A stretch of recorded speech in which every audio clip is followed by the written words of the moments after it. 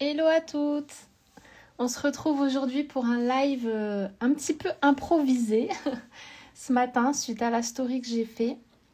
Je voulais parler avec vous de comment se démarquer et créer le coup de cœur chez vos prospects. Donc c'est ce qu'on va voir aujourd'hui durant ce live, puisque en échangeant avec vous ces derniers jours, je me suis aperçue que vous étiez nombreuses à avoir des difficultés à vendre et ou à attirer des clients. Vous avez beaucoup l'impression d'être un peu noyé dans la masse, de ne pas réussir à être suffisamment visible et en tout cas à vous démarquer suffisamment de vos concurrents pour faire en sorte que les gens viennent vers vous plutôt que vers d'autres vers d'autres personnes qui sont sur la même niche que vous. Donc, salut à toutes celles qui nous rejoignent. Merci beaucoup pour votre présence. J'espère que vous allez bien. Est-ce que vous m'entendez bien déjà pour commencer ? Dites-moi tout. Et puis, je vais en profiter pour mettre le sujet du live.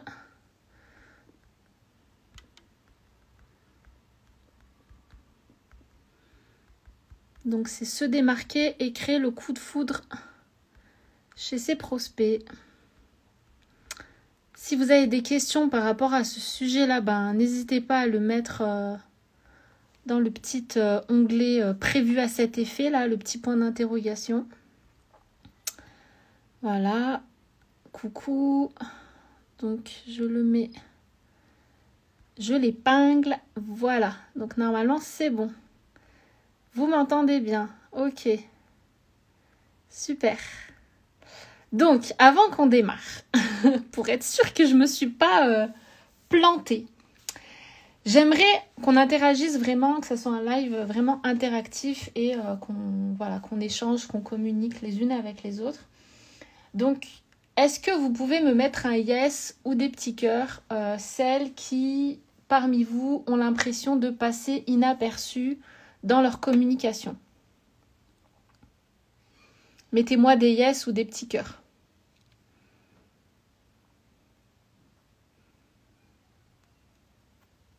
Personne ? D'accord, ok. Est-ce que ça vous arrive d'avoir l'impression d'être noyé dans la masse, de ne pas réussir à sortir du lot, ou en tout cas à développer une communauté suffisamment engagée qui va acheter vos offres quasiment les yeux fermés ? C'est ce dont on rêve un peu toutes. Alors, protège ton biz qui dit ça dépend. D'accord, est-ce que tu peux étoffer un petit peu ta réponse, moitié-moitié ?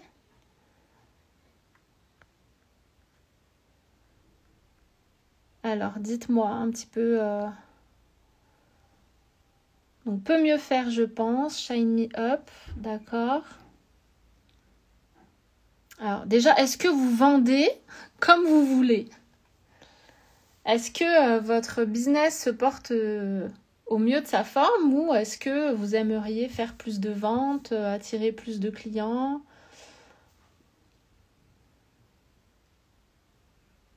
Les deux successeurs, c'est vraiment les deux. Alors, l'a priori de ton métier, d'accord. Est-ce que tu peux nous dire, t'es dans quel métier si c'est pas trop indiscret ? Non, je crois que j'ai un problème au niveau de ma cible et de mon offre. Ah ! Alors, la cible, ça, c'est vrai, c'est souvent un élément problématique quand on n'arrive pas à vendre. C'est parce qu'en fait, on n'a pas ciblé les bonnes personnes.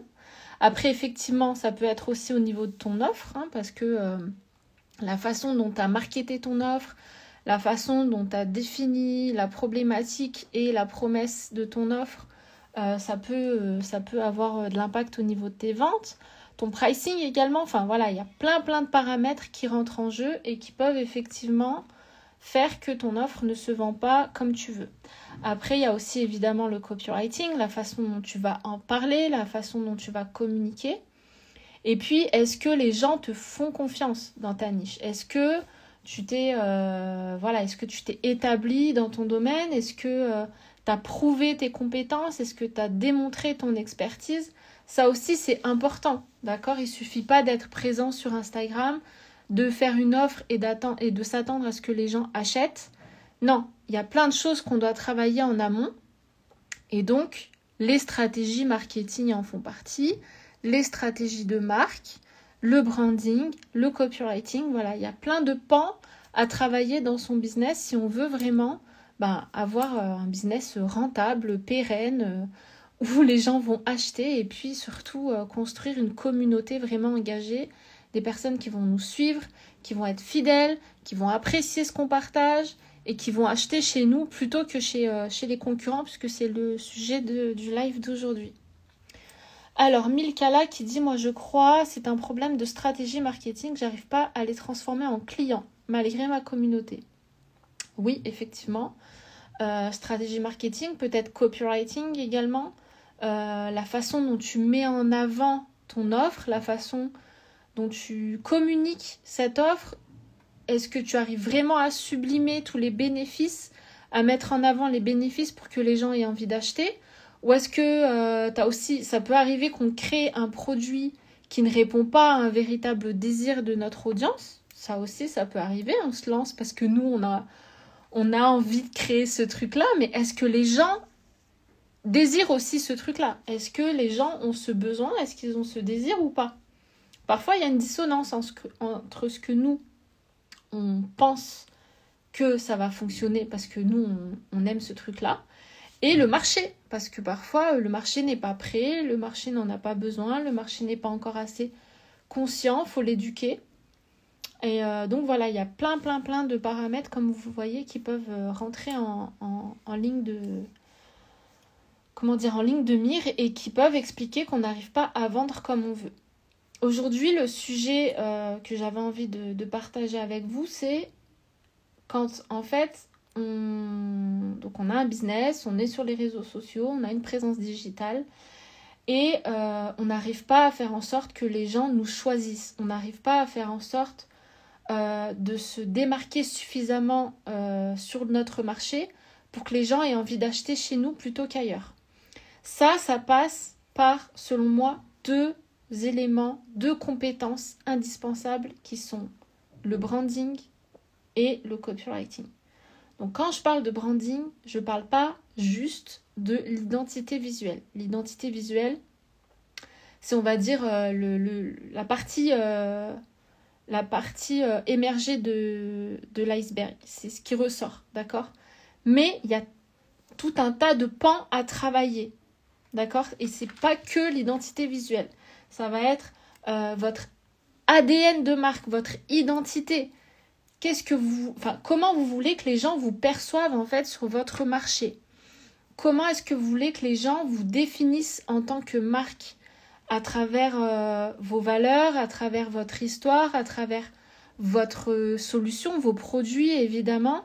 Tout ça va contribuer à faire que les gens vont se connecter plus ou moins, on va dire, profondément avec vous. Est-ce qu'ils vont pouvoir se connecter émotionnellement? Parce qu'aujourd'hui, je pense que vous le savez, on vous le rabâche souvent, les gens achètent pour les émotions qu'on arrive à leur procurer. Ils achètent vraiment avec leurs émotions plus qu'avec leurs raisons. Ils vont acheter parce qu'ils ont eu un coup de cœur et ensuite, ils vont valider cet achat avec leurs raisons. Ils vont justifier cet achat avec des arguments, on va dire, plus terre à terre, d'accord?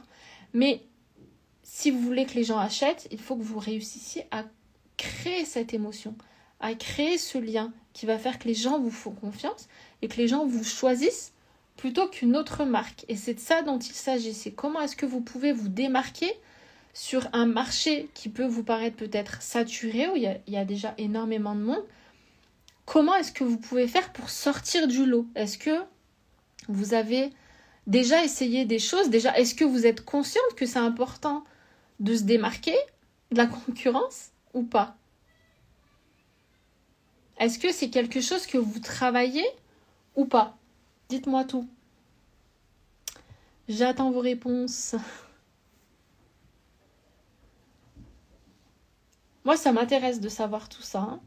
Si c'est des choses que vous travaillez ou pas.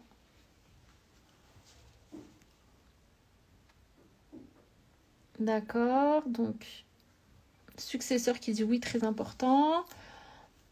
Oui, primordial, d'accord. Comment est-ce que vous vous y prenez pour vous démarquer?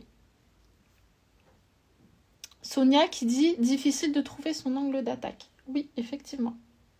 Ça demande une vraie réflexion. Ça demande des compétences en marketing aussi. Voilà, très important en effet, mais pas travailler plus que ça. Alors pourquoi est-ce que tu ne l'as pas travaillé plus que ça? Est-ce que c'est parce que ça t'intéresse pas, ou c'est tout simplement parce que tu sais pas comment t'y prendre, tu sais pas par où commencer? Parce que tu n'as pas les compétences peut-être?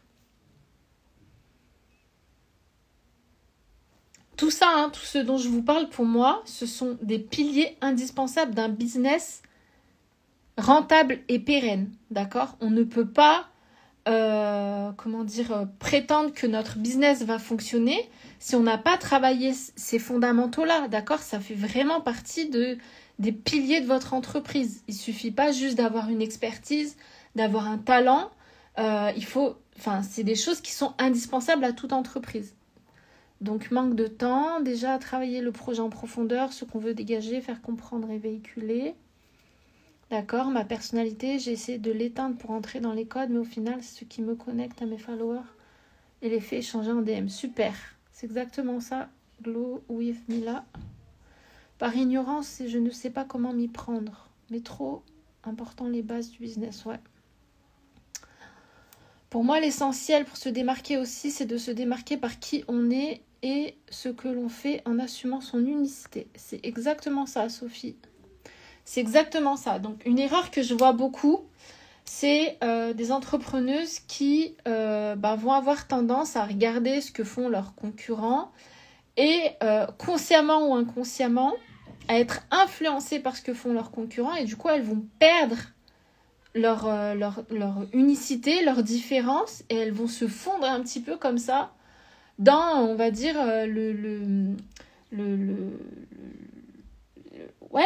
se fondre dans le décor, en fait, se fondre dans le marché, mais sans forcément qu'elles en aient conscience, hein.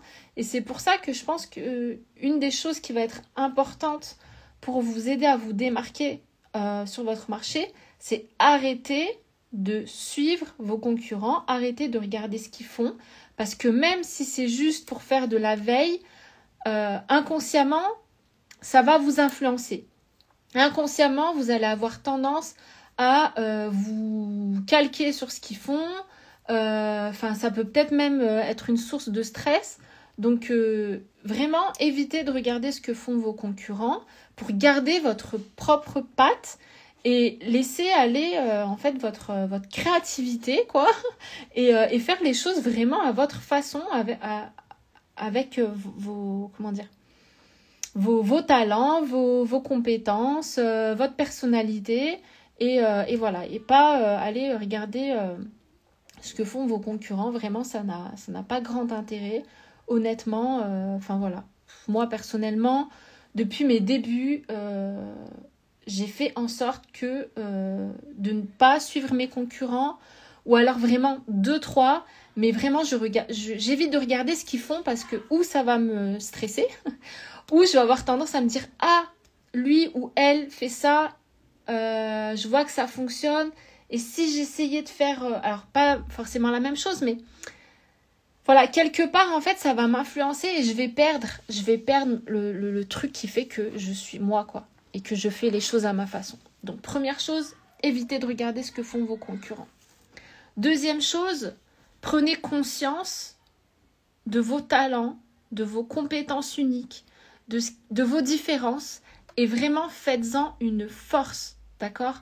Même ce qui peut vous sembler être une faiblesse, au contraire, essayez de le transformer en une force. Je vous donne mon exemple.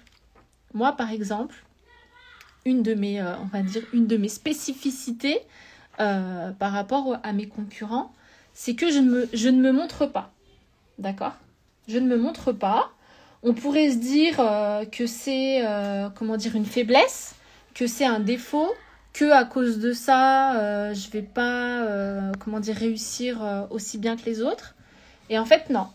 J'ai vraiment cherché à faire de ça une force. C'est-à-dire que je vais vraiment jouer à fond la carte du mystère et faire en sorte que quand même j'ai une présence physique, même si on ne me voit pas, avec un avatar.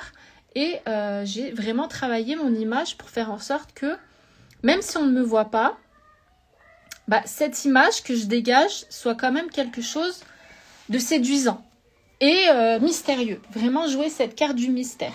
D'accord ? Et vous, c'est pareil. Il y a forcément des choses chez vous qui peuvent vous sembler être des défauts ou des faiblesses, mais cherchez comment est-ce que vous pouvez transformer ça en une force. Et allez-y, jouez le jeu à fond, poussez le truc au maximum.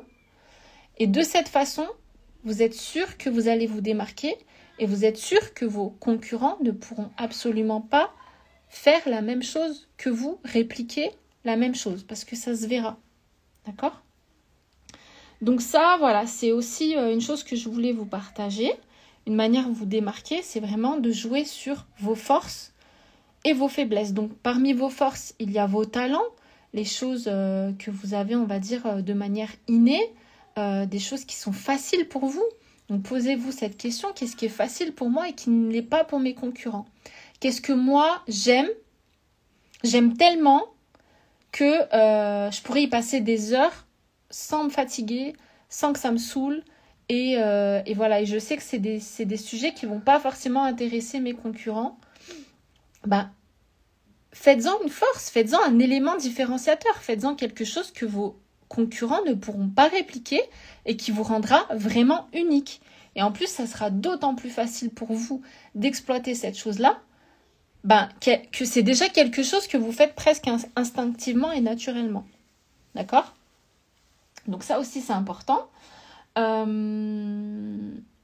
vous démarquer aussi, une erreur que je vois souvent, c'est, j'en parle parce que j'ai fait cette erreur-là moi aussi, c'est la peur de dire ce qu'on pense, c'est la peur de partager nos opinions en se disant, si je partage ça, je vais me prendre une rafale de critiques, les gens vont se désabonner, ils vont plus m'apprécier et ils n'achèteront plus chez moi. Au contraire,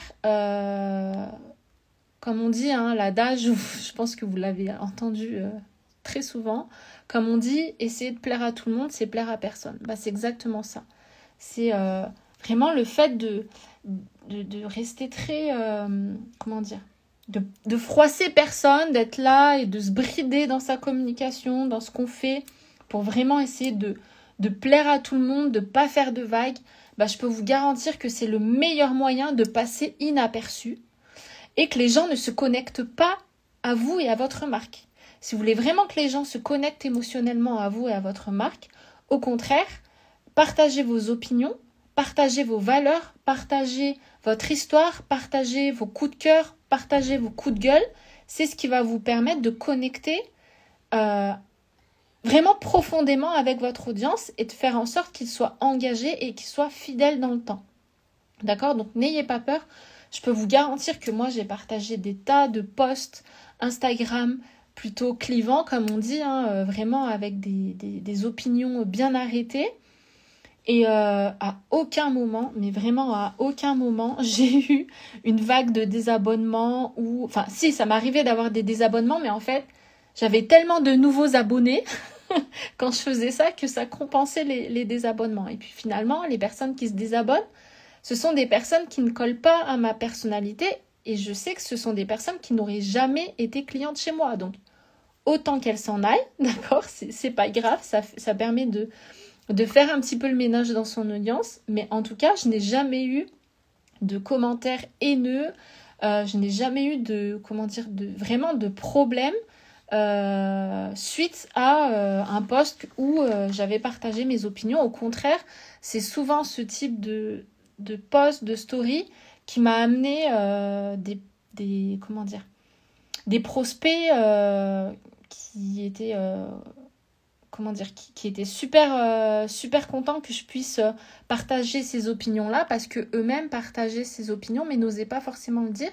Et du coup, ça nous a permis de trouver des points en commun et de connecter et d'avoir cette proximité que je n'aurais pas eue autrement si je n'avais pas osé dire ce que je pensais sur tel ou tel sujet.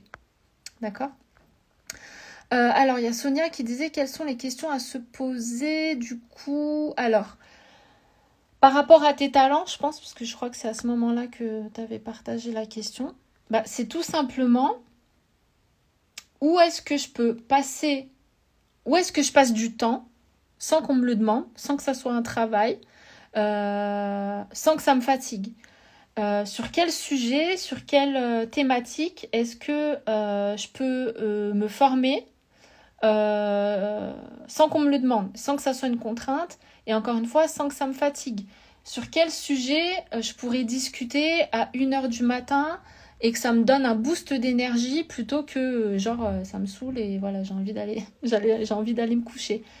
Tu vois, ce genre de choses où tu sens que t'as eu ton énergie intérieure qui remonte instantanément et des sujets sur lesquels tu pourrais parler des heures et des heures et des heures sans jamais te lasser.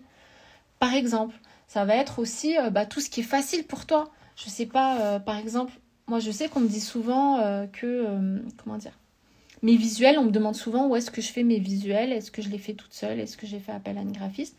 Je sais que j'ai un œil, particulièrement attiré par tout ce qui est joli, tout ce qui est beau visuellement, esthétiquement. Et j'en ai fait une force. Ça me permet aujourd'hui de pouvoir faire des posts agréables visuellement, qui vont attirer le regard. Et ça, je le fais de manière tout à fait naturelle. Je ne suis pas graphiste, je ne me suis jamais formée dans le graphisme, mais on va dire que ça fait partie de mes talents un petit peu innés. Pour vous, ça peut être d'autres choses, ça peut être communiquer à l'oral. Il y a des personnes qui ont une grande éloquence naturellement, qui vont être très douées pour partager des choses à l'oral. Faites-en une force, faites des lives constamment, faites des stories face cam, faites-en vraiment un élément différenciateur, un avantage, comme on dit, un avantage concurrentiel, quelque chose qui sera difficilement réplicable par vos concurrents, puisque ça sera pas forcément une force que eux-mêmes auront, d'accord ? Donc, trouvez ce qui fait vos forces, ce qui fait votre avantage, vos avantages, vos talents, et maximiser, en fait, optimiser le truc au maximum, quoi. Faites-en vraiment quelque chose qui vous permettra de vous démarquer plus vite sur votre marché. J'espère que ça répond à ta question, Sonia. Il y a autre chose aussi que je voulais partager, une erreur que je vois beaucoup dans la définition de votre positionnement, c'est comme le fait de vouloir plaire à tout le monde, c'est le fait de ne pas choisir un positionnement suffisamment spécifique. Plus vous allez choisir un positionnement qui est large, et plus ça sera difficile pour vous de vous démarquer. Parce que finalement, dans votre communication, vous allez parler d'un peu tout et n'importe quoi, entre guillemets, sur votre marché. Du coup, les gens auront du mal à vous mettre, entre guillemets, dans une case et à se souvenir de vous. Ils auront du mal, quand ils auront une problématique, à se dire « Ah tiens, j'ai tel problème, je sais qu'une telle peut m'aider. » Non, parce qu'en fait, vous parlez d'un peu tout et n'importe quoi. Donc, ça envoie une image de quelqu'un de généraliste et du coup, on a plus de difficultés, à vous positionner sur votre marché. Au contraire, si vous jouez vraiment la carte de la spécificité, ça va vous aider. Pourquoi ? Parce que plus vous allez être spécifique, plus on va se rappeler plus facilement de vous, en fait, et de ce que vous faites, parce que vous allez en parler tout le temps, ça sera votre sujet de prédilection. Donc, on va vous remarquer plus facilement. En plus de ça, vous allez permettre à vos clients d'avoir souvent une transformation plus importante parce que ça sera plus facile pour eux d'implémenter ce que vous leur partagez, parce que vous serez tellement bon dans ce que vous faites, vous serez tellement spécifique que automatiquement, il y a beaucoup plus de chances qu'ils puissent atteindre les résultats que vous leur avez promis. Comme ils auront plus de résultats, ils vont plus facilement parler autour d'eux. Et du coup, par ricochet, c'est aussi ce qui vous permettra d'avoir plus de succès. D'accord? Donc, n'ayez pas peur de vous spécialiser, d'être très spécifique dans votre positionnement, puisque ça va vous faciliter le fait que vous vous démarquiez sur votre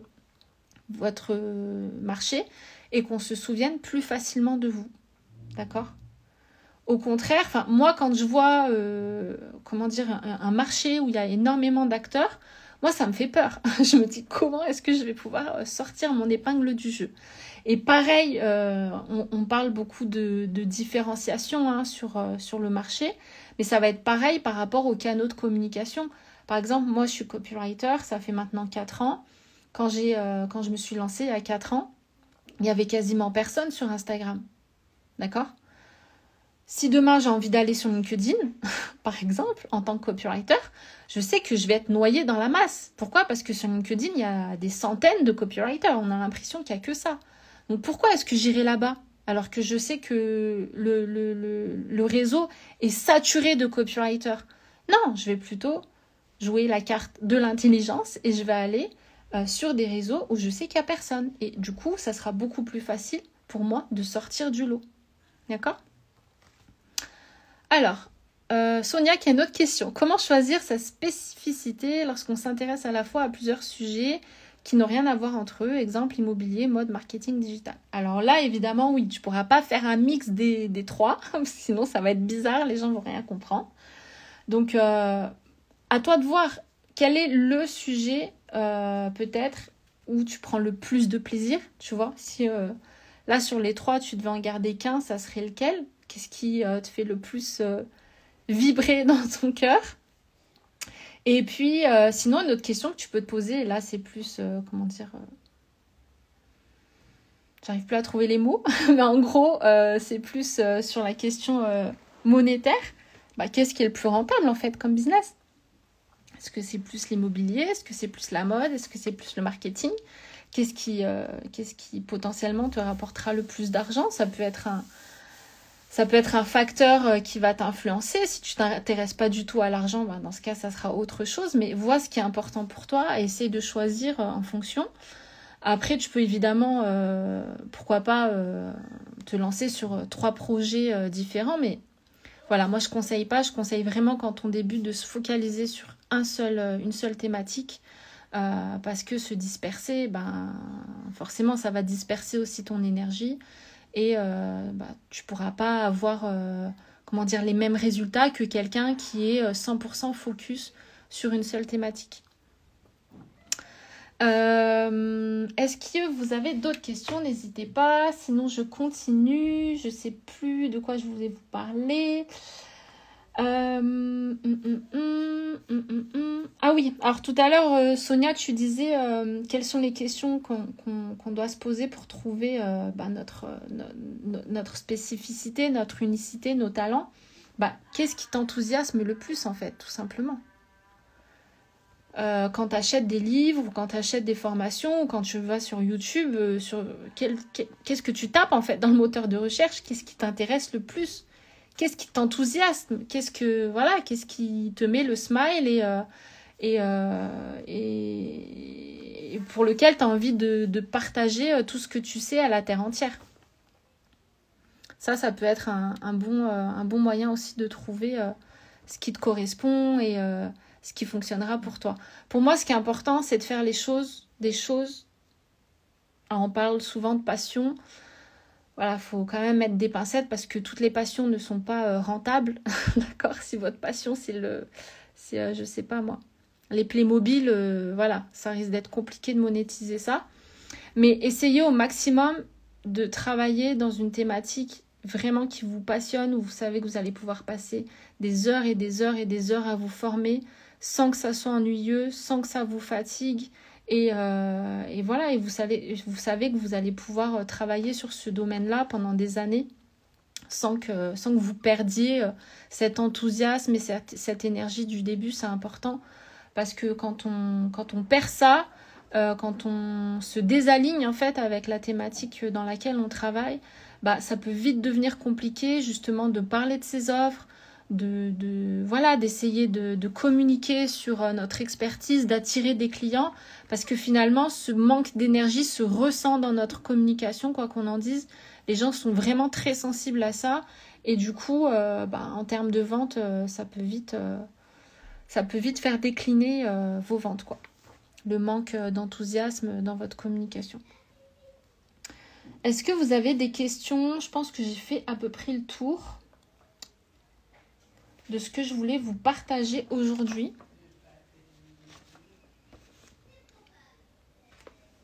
Je sais que c'est un sujet vraiment en tendance, entre guillemets.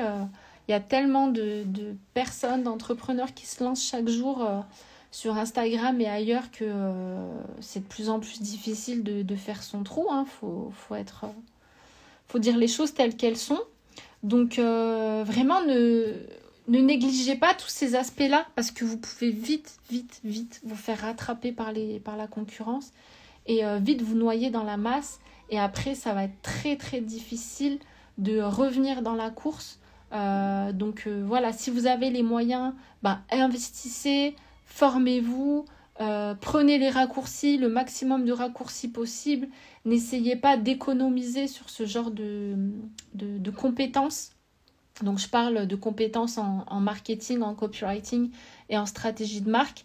Parce que si vous n'avez pas ces compétences-là, alors il faut savoir que ce sont des compétences profondes qui vous serviront, quel que soit le projet que vous voulez mener. Une fois que vous avez ces compétences, ça va vraiment vous servir à vie, j'ai envie de dire. Et c'est ce qui vous permettra de, quoi qu'il arrive, pouvoir développer des business rentables. Donc voilà, pensez vraiment retour sur investissement. Ok, vous allez devoir dépenser de l'argent pour vous former, mais c'est de l'argent que vous allez très très très rapidement récupérer si vous faites les choses correctement. Donc n'essayez pas d'économiser sur des choses comme ça, sur des compétences profondes, sur vos connaissances. Il y a une citation que j'aime beaucoup qui dit « Le savoir, c'est le pouvoir ». Vraiment, le meilleur investissement que vous puissiez faire, c'est sur vous-même. C'est sur vos compétences, c'est sur vos connaissances. Donc, ne faites pas d'économie sur ces choses-là parce que vraiment, vous pourrez le regretter dans les quelques mois, quelques années à venir, surtout avec la situation économique actuelle. On ne peut plus se permettre de s'endormir sur ses lauriers. Donc, si vous pouvez, investissez dans des coachings, dans des formations, dans des bootcamps. Si vous n'avez pas les moyens, investissez au moins dans des livres. Mais vraiment, ne restez pas comme ça à rien faire, à attendre que ça aille mieux. Non, ça va pas. Votre situation va pas, se transformer comme ça du jour au lendemain si vous continuez de mettre en place les mêmes actions. Donc, pour celles que ça intéresse, j'ai lancé un bootcamp qui s'appelle Stand Out. C'est un bootcamp qui va durer plusieurs semaines. On va travailler tous ces pans-là du marketing et de la stratégie de marque. Donc, je vous donne un petit aperçu de ce qui est prévu au programme. C'est vraiment quelque chose d'inédit. J'en ai jamais parlé jusqu'à maintenant. C'est tout nouveau et j'espère que pour celles que ça intéresse, que ça vous permettra d'obtenir une vraie transformation et de vous démarquer sur votre marché, devenir inimitable et ne plus vous soucier de la concurrence. En tout cas, moi, c'est ce qui m'a permis aujourd'hui de pouvoir développer mon activité et ne plus m'en faire pour mes concurrents. Je sais que quoi qu'il arrive, j'aurai une activité rentable parce que je me suis établie en fait sur mon marché en tant que référence du copywriting et du marketing. Donc ce qu'on va voir dans le bootcamp, ça va être la première semaine. Alors attendez, j'essaie de retrouver. La première semaine, on va travailler l'ADN de votre marque. Donc on va construire ensemble tous les piliers indispensables pour faire en sorte que vous ayez une marque dont on se souvient et qui fidélise avec une stratégie solide inspirée des plus grandes marques à l'international. Donc, je pense notamment à Apple, à Nike, etc. Ensuite, la deuxième semaine, on va voir comment est-ce que vous pouvez attirer l'attention de vos prospects et démultiplier votre visibilité pour vraiment vous rendre incontournable sur votre marché. La semaine 3, on va travailler la stratégie de l'océan bleu. Je ne sais pas si vous en avez déjà entendu parler, mais c'est vraiment un truc, vraiment, j'ai jamais vu personne en parler, en tout cas sur Instagram, et en tout cas chez les entrepreneuses. C'est un truc de dingue, je vous raconte même pas ce qu'on va voir au programme, c'est juste fou. En fait, ça va vous permettre de vous sortir définitivement de la concurrence et de devenir votre propre niche. Donc, on va élaborer une stratégie qui vous démarque totalement, d'accord, et en fait, qui fera en sorte que vous soyez, complètement... que vous mettiez la concurrence hors jeu, finalement. Ils ne pourront plus répliquer ce que vous faites parce que vous serez tellement unique que... Alors, la stratégie de l'océan bleu, thérapie en abondance, tu taperas dans Google, tu verras, c'est une stratégie connue en fait. Donc l'océan rouge, c'est quoi? Enfin, tu as peut-être déjà entendu parler de l'océan rouge. L'océan rouge, c'est le marché où il y a tellement de concurrents que, entre guillemets, c'est la vision, hein, c'est entre guillemets un marché où il y a tellement de concurrents que les gens se bouffent entre eux, tu vois. C'est genre les requins qui vont se manger, il y a du sang, et voilà, c'est sanglant, et tout le monde essaie de se démarquer, et il y a tellement de concurrents, finalement, c'est très difficile de faire sa place, de faire son trou. Du coup, on va sortir de cet océan rouge pour se créer un océan bleu, où il n'y a pas de concurrents, ou en tout cas, où tu vas te démarquer tellement sur ton marché, que finalement, tu seras ta propre niche, quoi, finalement. Ça, c'est ce dont on rêve tous, hein. C'est devenir notre propre océan bleu, c'est faire en sorte que personne ne puisse nous concurrencer, personne ne puisse dupliquer ce qu'on fait, et finalement, attirer des clients, une cible qui nous verra comme la référence sur cette niche-là. Voilà, c'est ça. Ensuite, 4e semaine, on capitalise, on définit tes forces, on capitalise sur tes forces pour en faire des éléments différenciateurs impossibles à répliquer par tes concurrents. Donc, c'est ce dont j'ai parlé en partie durant le live. 5e semaine, on va voir quelles actions tu peux mettre en place pour développer ton CA malgré la récession. Donc, en fait, je vais vous donner des exercices, je vais vous donner des challenges à faire durant le bootcamp pour commencer à rentabiliser votre investissement avec moi. Donc, voir comment vous allez pouvoir déjà gagner de l'argent avant même que le bootcamp soit terminé. La 6e semaine, on va voir comment vous pouvez déjà où trouver des opportunités et comment les exploiter pour votre business. D'accord? Et la 7e semaine, si vous n'avez pas encore créé une offre signature ou si vous n'avez pas encore trouvé votre offre signature, best-seller entre guillemets, on va construire ça ensemble. D'accord? Donc, on va parler product market fit notamment, mais pas seulement. Et puis, la dernière semaine, là, on va parler plutôt mindset et ça sera en fait comment les chefs d'entreprise millionnaires agissent et pensent pour créer un véritable empire. Donc, quel système elles mettent en place, comment est-ce qu'elles ont pensé leur business pour scaler et booster en fait leur chiffre d'affaires. Donc 8 semaines ensemble, en groupe, en petit comité restreint même j'ai envie de dire, pour que vraiment je puisse être disponible pour vous, pouvoir répondre à vos questions. C'est comme presque un accompagnement individuel, hein, là où on sera, c'est presque de l'accompagnement individuel, puisque je vais vraiment vous suivre avec beaucoup d'attention. Et il y aura un coaching individuel aussi prévu d'1 heure pour chacune des participantes. C'est quelque chose que j'ai encore jamais partagé jusqu'à maintenant. C'est vraiment une offre, j'ai vraiment envie que cette offre devienne une offre signature sur Develop parce que c'est un sujet qui me passionne. J'adore ça, le branding, le marketing, etc. Donc là, c'est un prix de lancement, d'accord, parce que c'est la première fois que je lance cette offre. Il y a 3 manières de s'inscrire. Vous pouvez payer en 6 fois, en 4 fois ou en un seul paiement, pardon. Et avant de rejoindre le bootcamp, par contre, vous êtes obligé de passer par un formulaire pour voir si votre situation colle à, comment dire, si en fait le bootcamp va vous aider en fonction de votre situation, si le bootcamp est vraiment fait pour vous. D'accord? C'est une manière de m'assurer que vous ne soyez pas inscrit alors que ça ne colle pas du tout à vos besoins et à votre situation. Donc si ça vous intéresse, je vous laisse aller cliquer dans le lien qui se trouve sur ma page Instagram dans la bio. Si vous avez des questions, vous pouvez tout simplement venir me voir en DM, je me ferai un plaisir de vous répondre. Les portes ferment demain soir à minuit, donc ne traînez pas trop si c'est quelque chose qui vous intéresse. Et puis voilà, je crois que j'ai fait le tour. Je regarde s'il y a des questions.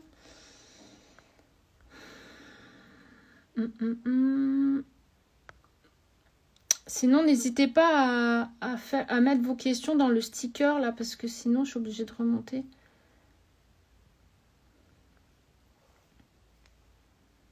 Ok, je crois que c'est bon, j'ai fait le tour. Donc, le bootcamp s'appelle Stand Out. Et l'objectif de ce bootcamp, c'est de vous permettre de vous démarquer de vos concurrents et créer le coup de foudre chez vos prospects avec une stratégie de marque unique qui vous rende vraiment inimitable et irrésistible sur votre marché en s'appuyant sur votre personnalité, sur vos forces, sur vos différences en fait tout simplement.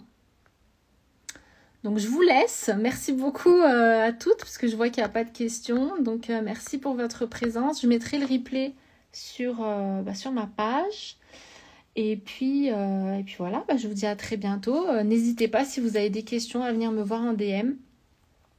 Merci Déborah, moi aussi j'ai trop hâte. Ça commence la semaine prochaine au fait, je ne vous l'ai pas dit mais ça commence la semaine prochaine. Donc voilà, si ça vous tente... Prenez vite votre place avant que ça ferme. Bisous, bisous.